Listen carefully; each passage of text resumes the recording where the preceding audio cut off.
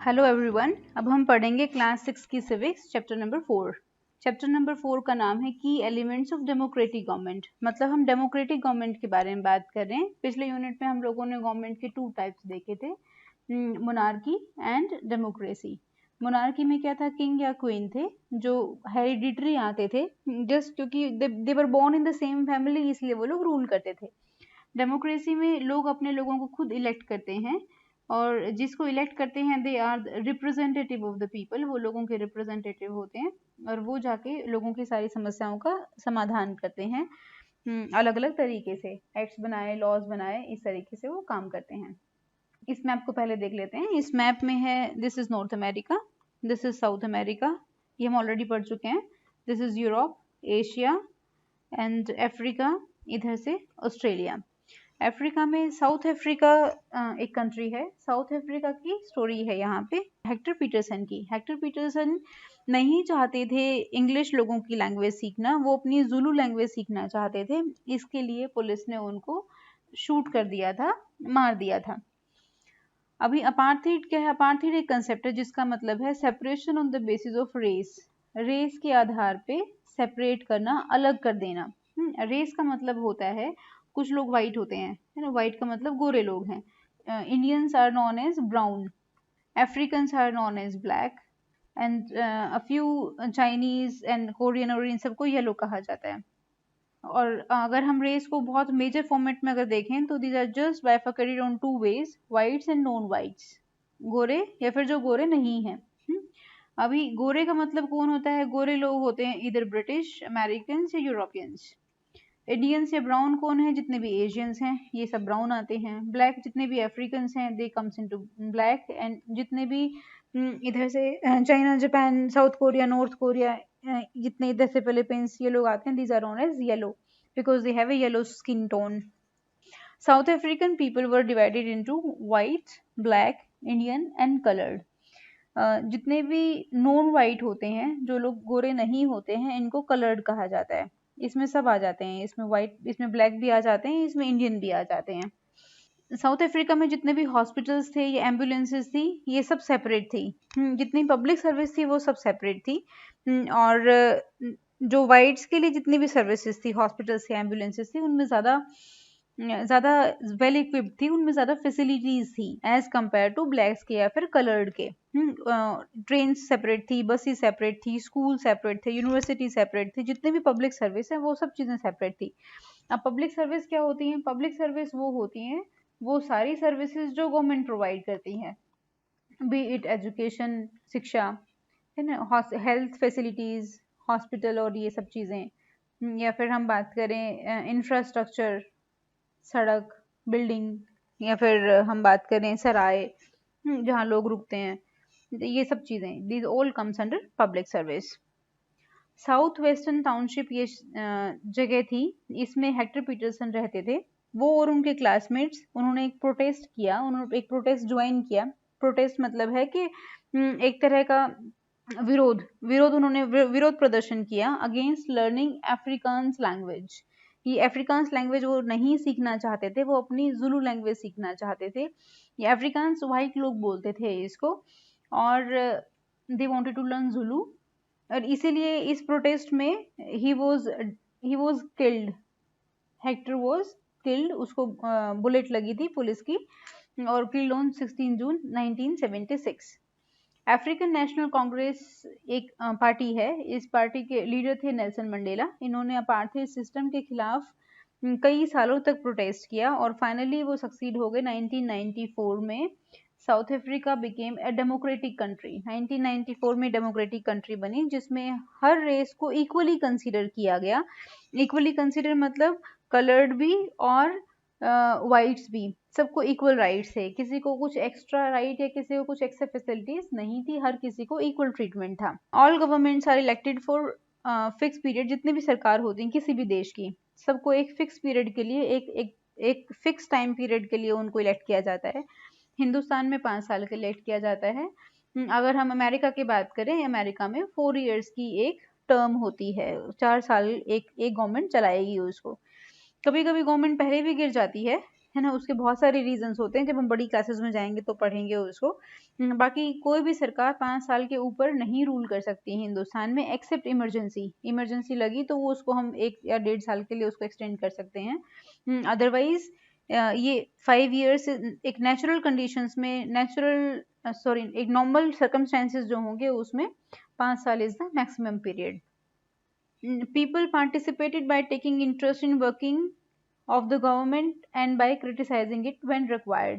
अभी डेमोक्रेसी की जहां बात आती है, डेमोक्रेसी का मतलब होता है government of the people, by the people and for the people. लोगों की गवर्नमेंट, लोगों के द्वारा बनाई गई गवर्नमेंट, लोगों के लिए बनाई गई गवर्नमेंट। मतलब वो पूरा का पूरा लोगों के द्वारा ही सारा काम किया जाता है, इसलिए लोग पार्टिसिपेट करते हैं सरकार के हर काम में। सरकार के हम हर काम में पार्टिसिपेट करने का मतलब होता है कि उनको गवर्नमेंट की हर चीज के बारे में पता होगा, गवर्नमेंट के प्लान्स के बारे में पता होगा, गवर्नमेंट क्या करना चाहती है। वो चाहे तो उन सब चीजों को क्रिटिसाइज भी कर सकती है, या फिर अपनी चीजों को, अपने व्यूज, अपने विचार, अपने सजेशन, ये सारी की सारी चीजें गवर्नमेंट को दे सकते हैं, ताकि जो भी फाइनल आउटपुट आए, जो भी एक्ट बन के आए, वो बहुत ही सॉलिड हो, that will be good for all. इसमें एक एग्जांपल दिया है, अगस्त 2005 में बिजली के बिल बढ़ा दिए गए थे, लोगों ने कैंपेन किया और लोगों ने प्रोटेस्ट की, तो फाइनली गवर्नमेंट को बिल वापस लेना पड़ा। Social movement that seek to challenge the government and its functioning. बहुत सारे सोशल मूवमेंट्स होते हैं। सोशल मूवमेंट्स जैसे अन्ना हजारे का मूवमेंट था, अन्ना हजारे का मूवमेंट वाज अगेंस्ट करप्शन, ये देखा था दिल्ली में हम लोगों ने। Now, members of minority community, Dalits, Adivasi, women and others are often able to participate in this manner। मतलब जिन लोगों के से को गवर्नमेंट नहीं मानती है, जिनको लगता है कि हमारा प्रॉपर पार्टिसिपेशन नहीं है, तो वो धरना, रैली, स्ट्राइक, सिग्नेचर कैंपेन, इन सब हथियारों से वो they put their words in front of the government. वो बताते हैं कि हम खुश नहीं हैं इन सब चीज़ों से, हमारे लिए ये फैसिलिटीज और होनी चाहिए। और धीरे धीरे जितनी ज़्यादा मेजोरिटी बढ़ती जाएगी, उनका से जो है, उनकी बात है, वो ज़रा और ज़्यादा वजनी होगी और ज़्यादा सॉलिड होगी। Then finally government has to abide by it. Government को जो पॉपुलर मैंडेट होगा, जो लोगों की जो राय होगी, उसके साथ ही जाना होगा। न्यूज़पेपर, मैगजीन और टीवी, इनका भी बहुत बड़ा रोल होता है गवर्नमेंट के इश्यूज को डिस्कस करना या उनकी रिस्पॉन्सिबिलिटीज को डिस्कस करना। जैसे न्यूज़पेपर में, मैगजीन और टीवी में हम लोग क्या करते हैं, जितनी भी नई घटनाएं घटती हैं, गवर्नमेंट के नए डिसीजन है या फिर गवर्नमेंट का कोई भी जैसे कोई भी एक्शन है, वो सारी चीजें हमें टीवी या मैगजीन या फिर न्यूज से ही समझ में आती हैं।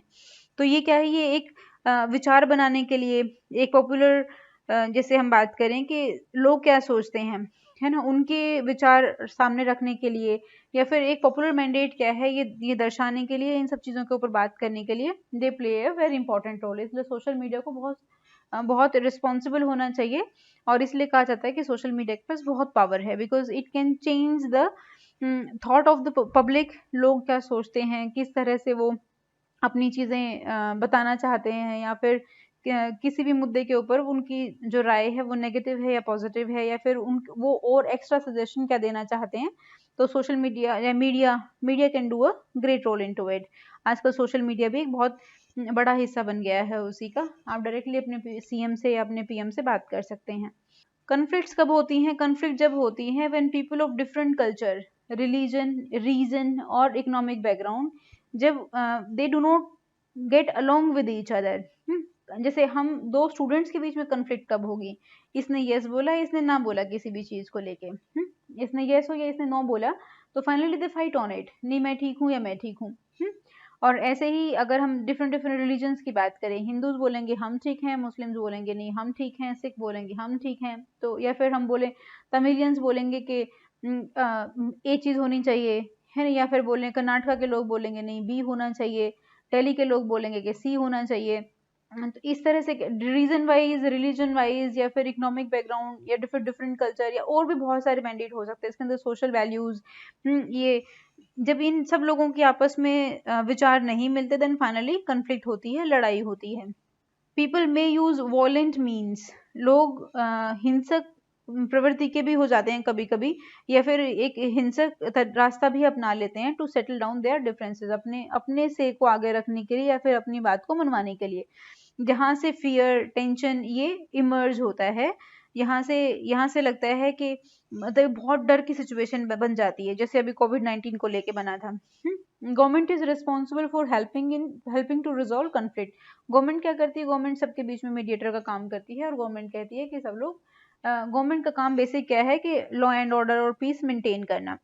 रिलीजियस प्रोसेशन होते हैं, जैसे हम लोग बात करें मुस्लिम्स का कोई रिलीजियस प्रोसेशन हुआ शब बारात में, अभी होने वाला था, लेकिन दिल्ली गवर्नमेंट ने बोला कि अभी हम कोई प्रोसेशन नहीं करेंगे, जहाँ पे लोग इकट्ठे होंगे वहाँ बीमारी फैलने के चांसेस हैं, इसलिए अभी महामारी चल रही है कोविड-19, तो इसको फैलने के चांसेस थे, इसीलिए उसको रोक दिया गया। उसको बोला कि सब लोग अपने अपने घर में अकेले अकेले में आप लोग सेलिब्रेट कीजिए, अपनी फैमिली मेंबर्स के साथ सेलिब्रेट कीजिए, बाहर नहीं निकलिए।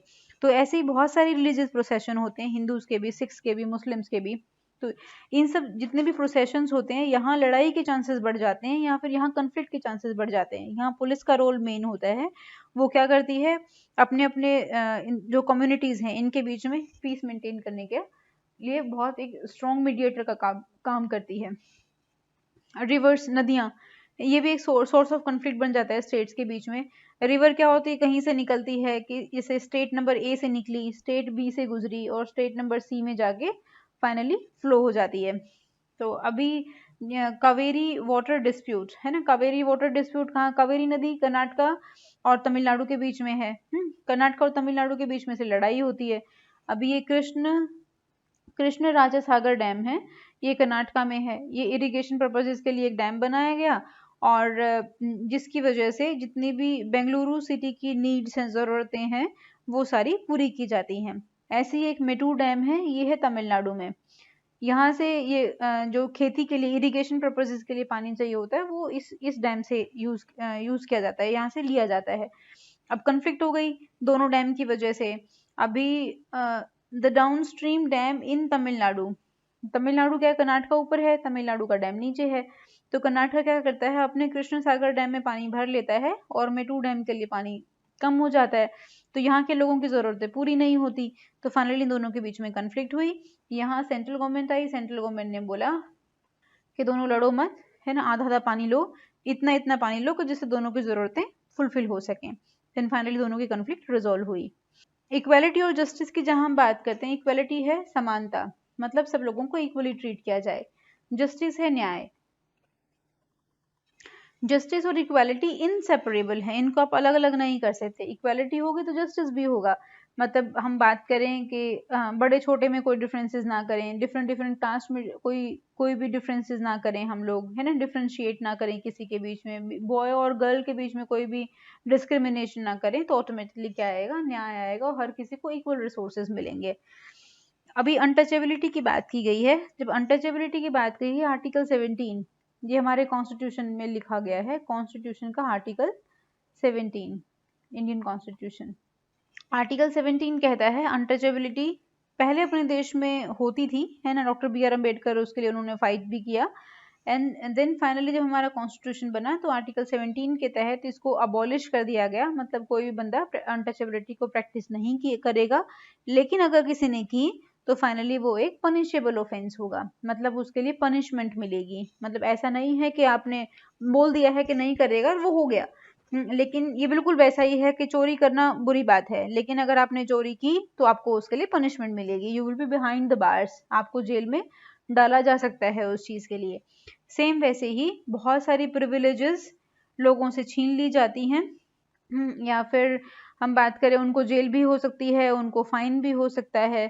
तो ये सारी चीजें हो सकती हैं अगर आपने आर्टिकल 17 को नहीं माना, अगर आपने अनटचेबिलिटी प्रैक्टिस की, अगर आपने किसी को छुआ छूत के मतलब बोला कि नहीं आप छोटे हो मैं बड़ा हूँ, आपने छुआ तो वो चीज मैं नहीं छूंगा, ये मेरा वेल है, ये आपका वेल है, या फिर ये मेरा गाँव है, आप यहाँ कदम नहीं रखेंगे, तो अनटचेबिलिटी जहां भी होगी वो एक पनिशेबल ऑफेंस होगा।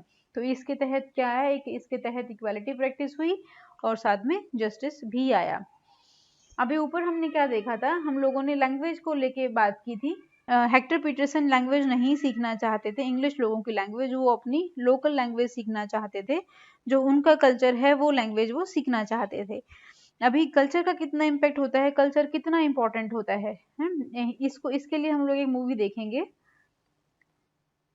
स्कूलिंग द वर्ल्ड, ये डॉक्यूमेंट्री है, इसको ज़रूर देखिएगा। इसको देखने से हमें कल्चर की वैल्यू समझ में आएगी and we will able to understand why our own language, है ना, मदर लैंग्वेज या मदर टंग इम्पोर्टेंट क्यों है, क्यों इंग्लिश ही सब कुछ नहीं है ना। फॉरेन लैंग्वेज सीखना अच्छी बात है, कुछ बुराई नहीं है उसमें, लेकिन अगर हमें जब भी कोई चीज़ अपनी मदर टंग में जब सिखाई जाती है, बताई जाती है, समझाई जाती है, तो वो हमें ज़्यादा जल्दी समझ में आती है और इसके साथ साथ हमें अपनी वैल्यूज़ भी मिलती है, हम लोगों को वैल्यूज़ ट्रांसफ़र होती हैं, है ना, एथिक्स ट्रांसफ़र होते हैं और ह्यूमन वैल्यूज़, है ना, we tend to be more humane, है ना, हम लोग और ह्यूमेन इंसानियत की तरफ जाते हैं हम लोग, और हम लोग बहुत न्यूट्रल नहीं रहते। We tend to understand each others requirements, we tend to resolve the conflicts between ourselves, we tend to be more cooperative. तो ये सारी चीज़ें जब हम लोग ये डॉक्यूमेंट्री देखेंगे, इट इज़ ऑलमोस्ट ऑफ